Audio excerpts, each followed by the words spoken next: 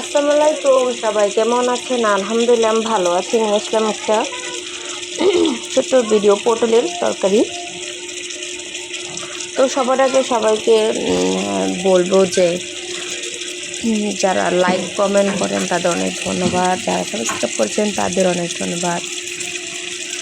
বেশি বেশি শেয়ার করে দিবেন, লাইক কমেন্ট করে দেবেন।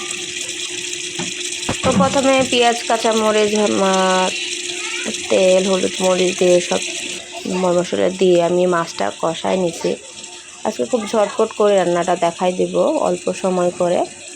মাছকে আমি আপনার কি বলে মাছটা কষি রান্না করছি। তো মাছগুলো উঠিয়ে রাখছি।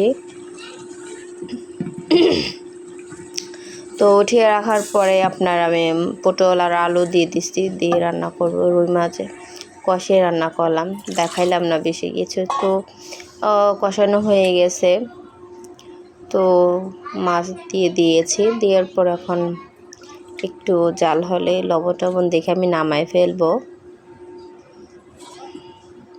দেখতে পাচ্ছেন না, আমি একটু পানি দিব অল্প সময়। খুব মনে করেন 1 চামচ মরিচের গুঁড়া, 1 চামচের হলুদের গুঁড়ো, আধা চামচ হলুদ এবং আধা কেজি সজের গুঁড়া দিয়ে লবণ মাপ মতো লবণ, তেল দিয়ে কষে নিছি। আর রান্নাটা অনেক ঝটপট তাড়াতাড়ি দেখাই দিলাম।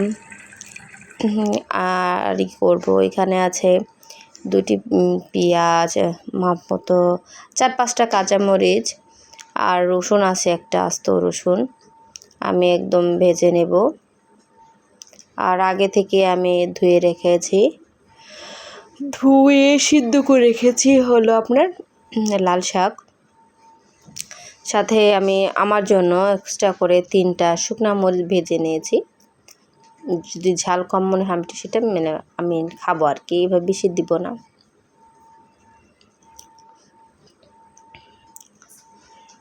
তো এটা একটু ভালো করে ভেজে নেওয়ার পর আমি লাল শাকটা দিয়ে দিয়েছি। তো লাল শাকটা অনেক মজা হয়েছিল, তরকারির চেয়ে লাল শাকটা বেশি মজা হয়েছিল খাইতে। তো ভালো করে নেড়ে চেড়ে আমি এখানে একটু ভাজা ভাজা করে নিব, তারপরে আমি লাল শাকটা নামাই ফেলবো। আসলে লাল শাকটার মধ্যে একটু পেঁয়াজ বেশি, আমি পেঁয়াজটা একদম একটু কাঁচা রাখি, একদম ভাজে দেই না। কারণ একটু পেঁয়াজটা যদি একটু কাঁচা কাঁচা থাকে বা একটু মনে করেন দাঁতে বাজে, তেলে আমার কাছে ভালো লাগে আর কি। তখন দিয়ে দেব মতো লবণ। আবারও বলছি, যারা যারা ভিডিও দেখেন, যারাই দেখেন, দয়া করে একটু কমেন্ট করবেন, কমেন্ট করলে ভালো লাগে আর কি। সবাই ভালো থাকবেন, আমার চ্যানেলটার জন্য দোয়া করবেন, বেশি বেশি শেয়ার করে দেবেন। আল্লাহ হাফেজ।